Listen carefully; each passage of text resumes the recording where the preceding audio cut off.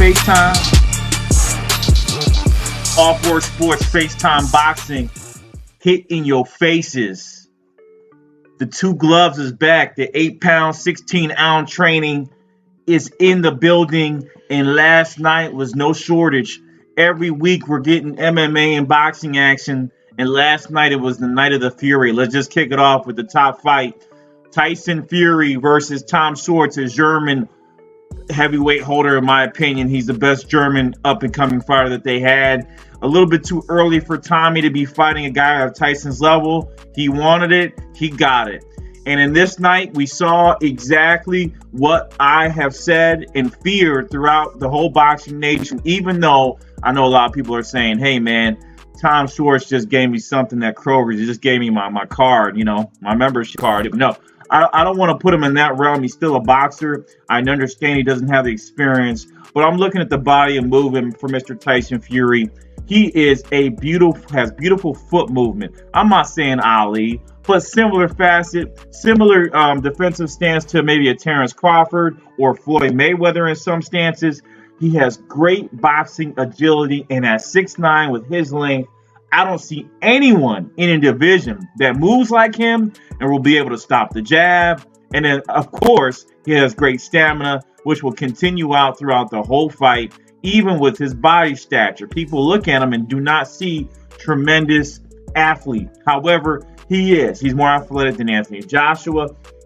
In some facets, he's more athletic or coordinated than Deontay Wilder. These are guys who are coming from, I'm calling them a basketball background. Deontay Wilder. I don't necessarily know what Anthony Joshua came from, but I don't believe boxing was his first love. And I don't want to get into something that I don't understand or know on Anthony Joshua. However, Tyson Fury, as you see here, look at the head movement from this kid. It's ridiculous. And for those who say he's not a kid, I'll tell you what, he's still under 31. He looks like he's older. When we start balling, I'm balling. You could be 28 and look like you're 38 because your head's bald. But it is what it is. He's still a young kid, in my opinion. For the boxing range, I think he can go through 40 in the heavyweight division. So he has maybe a good 8 to 9 years left of boxing before you'll see him retreat. He's actually younger than Deontay Wilder, by the way. So we saw this fight last night, and I started to say to myself, who could really stop him? And they keep talking about Andy Ruiz. I'm sorry to tell you guys. I'm sorry to tell you. Look at that. I'm sorry to tell you. And those pity pats are shavers. And what I call shaver is when they touch you, it looks like nothing. It's just cutting you up, messing your face up. It's going to be a long, long night for you. You're going to have trouble trying to see it out of your eye after he's done with all those jobs. But Andy Ruiz comes into mind. But Andy Ruiz is going to have a big problem. He doesn't want anything with Fury because this is a different type of heavyweight. He knows how to use distance. You understand? That is the difference between Anthony Joshua. Deontay Wilder kind of rushes and he's starting to learn how to use distance, and that will make him the most dangerous fighter. Distance is key, and he knows how to use it. Andy Ruiz will not be able to get inside. It's going to be a frustrating fight. For some, it may be a boring fight. Watch this. Watch this. Oh, my Lord. Come on. 6'9". 6'9". Huh? 6'9" with all this. Okay? Angled in and punches. He made me go sideways. Oh, God. So that was the night. I mean, that basically ended the fight there. Tyson Fury came back and totally knocked this kid out. I want to advise, I don't think Ruiz wants any part of this. I don't think Wilder wants a part of this again, even though he thinks he can. And I don't think Anthony Joshua wants a part of this. This is a number one heavyweight fighter, even though Schwartz is a level of competition, maybe 3 notches below. If Tyson Fury is an A+, Schwartz is maybe a D, a C-. And that's fine. I think that's the way you can prepare your fighters. So we look at the division. WBO is probably going to be taken away from Andy Ruiz. I agree with that. I don't mind that. Give it to Tyson Fury. He deserves it. And then you can set up, some type of value match between maybe a Wilder. Wilder Fury's next, obviously, but Wilder has a tough fight against Luis Ortiz. We look at the boxing rankings, right? I want to go divisional rankings, and at the heavyweight division, you remember this. Fury is again number 2. I consider him number 1. Andy Ruiz is ranked 3rd.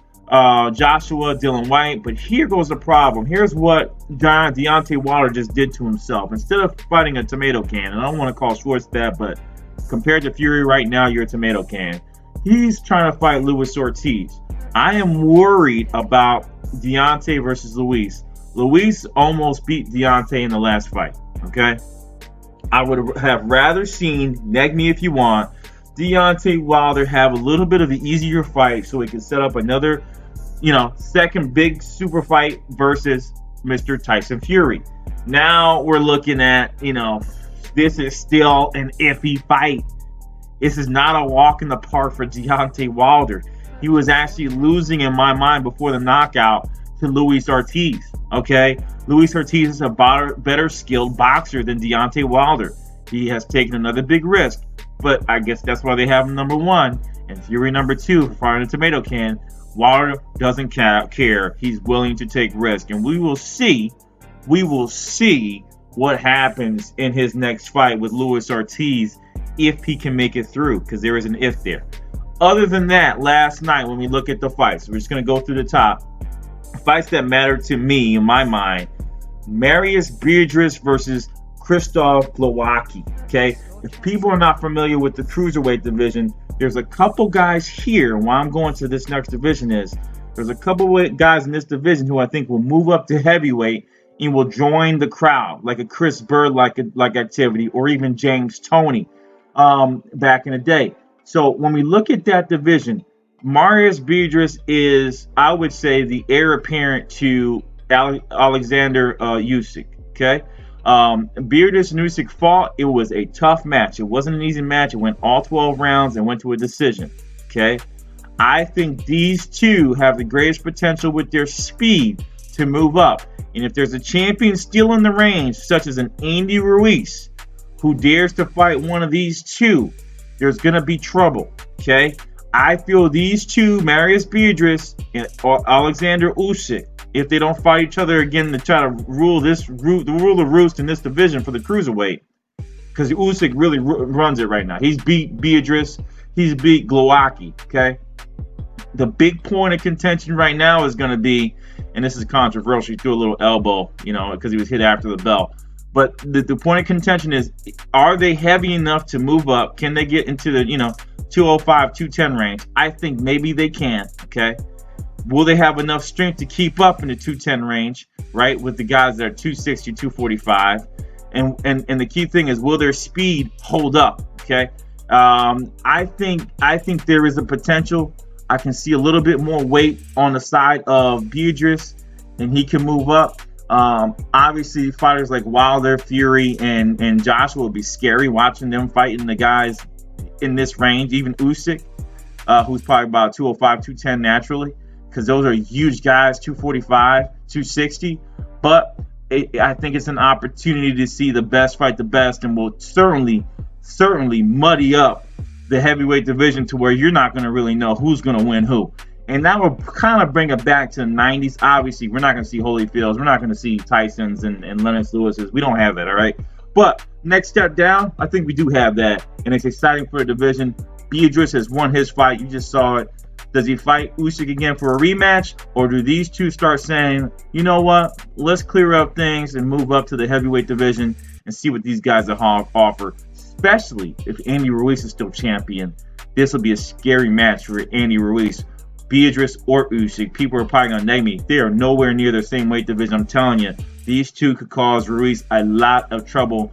They're in the same height range, which makes Ruiz's advantage of being smaller taken away, and they have much more speed. Scary. The other fight, Tabiti out of, and he's been hyped up by the Mayweather promotions last night, and unexpectedly, something took a toll on Tabiti. He fought somebody who was taller than him, stronger than him. Skill set wise, there's really nothing that Dorticus could bring to the table. However, I think Tabiti is a little bit too small for this cruiserweight division. He's there, but I think he's too small. Okay, I think he can go one division down. And tonight, he felt the power of Mrs. Dorticus. Again, don't look at body types to kind of make a decision on how strong somebody is. The man is powerful. Great, good jab. Boom, there you go. Out of Cubana. And he put on a great fight last night. It was a clinic. He was destroying Tabiti. And you can see after about the third round, Tabiti felt too much power there from Ortiz. He really didn't know what he was getting into, and he's moving away a lot. He really had nothing for Mr. Uniel. And Ortiz took him down, I believe, in the later rounds. I'm going to get to it, just show it to you. Even if I get a copyright strike, let's look at it. It was a 1-2 punch, really quick. Boom, here it goes. Jab, same. This is the same. It looks the same all night, so I might as well just show you this portion again. Couldn't get inside. Too long, too tall. And as he gets inside here, you're going to see a 1-2. Right hand lands flush. Good night. That's it. I mean, that was it. That did it. Tabiti's out. I think Tabiti should move down a weight division. I don't think he would do anything with Lucic or Beatrice. Back to looking at that division, I really do think in the cruiserweight realm, Beatrice, Lucic, Glowacki still there, and Ortiz are the runners of the cavemen. And maybe Gassiev comes up, a very strong division, but Tabiti, I think, is too light, and I think he has realms to move down. Denis Lebedev, again, great matchup coming up in November. I want to see what he does in his comeback. But very strong Eastern European standings here, along with the Cubana, Ortiz. Where do they go next? I think Ortiz maybe fights Usyk. Why not? Let's see what he has. He has one knockout power. If Usyk decides to stay in this round for a little bit longer, fight Ortiz, maybe do a number 2 against Beatrice, and then make your way up to the heavyweight division. I think that's the plan for him. Going down, again, a little bit long, but I want to get them all in one. Why not? Josh Warrington, Kid Galahad, reminiscent of Prince Nassim, not in flashiness, even though he has flashy trunks, but in style. Great head movement from Galahad. I think he was robbed. They were fighting in Leeds, the Leeds of London, and that was a pretty good fight night for them over there. I think Galahad has great potential. As you can see, he has a classic defensive stance. He's a counterpuncher. Warrington is an offensive fighter. Great night. I think Warrington obviously pushed the action, tried to get inside. However, this guy, Mr. Galahad, had great head movement, great defensive capabilities. He came out as the loser, and Warrington came out as the winner. However, I want to highlight that Galahad, for all intents and purposes, from a true boxing fan perspective, and for someone that tries to analyze, I think Galahad won the fight. It's just that it's not pretty. It's a defensive fight. It's a guy that kind of moves his head, is always dodging punches and moving around, and fans just want to see the knockout action. Hence why MMA kind of comes into the forefront now and is taking out some of the steam from boxing, due to the fact that the knockouts are almost inevitable in all the fights. Going in, Jason Bourne and Jason Metcalf, a great struggler match again. That wasn't too bad. Again, if you look at the results, Bourne lost the fight, Metcalf won. I don't think there's anything else I want to highlight that's of contention. We got the big fights out there, right? So, again, the heavyweight division is going to get crowded, right? It's going to get crowded. And there's a lot of potential here, right? Dylan White is talking a lot of trash. He talked a lot of trash about Fury last night. Like I said, I think he said something about this guy was, Schwartz was at the supermarket making my card for me so I could buy groceries. I mean, something to that sort. It was hilarious. I think Dylan White's in the realm, right? It's a strong division. Povetkin's still there. He's still a scary fighter. Joseph Parker's still there. This is really the lineup. It's really nice. You got from Parker up. It is scary. Oscar Rivas has to prove himself, but then you add on 2 more. You add on Beatrice and Usyk. If they can gain the weight, they need to get into 210, 215 range. I think they can do it. It's an exciting division. And the Tyson Fury is number 1 for me. He fought Tomato Can, so that's why I have his number 2. Then it's Deontay Wilder. Andy Ruiz is number 3. Joshua still is 4. Dylan White, I agree with it, on down. I think Dylan White is actually underneath Luis Ortiz, or if Luis Ortiz 5, Dylan White is 6, Povetkin 7. Parker, Povetkin need to go out to edge that out. And then it's this open season, right?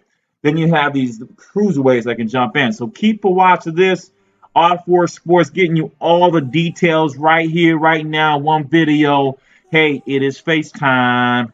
That means your face is going to get knocked out. 16, 8 pound. Let's go. Off work. I'm gone. Peace.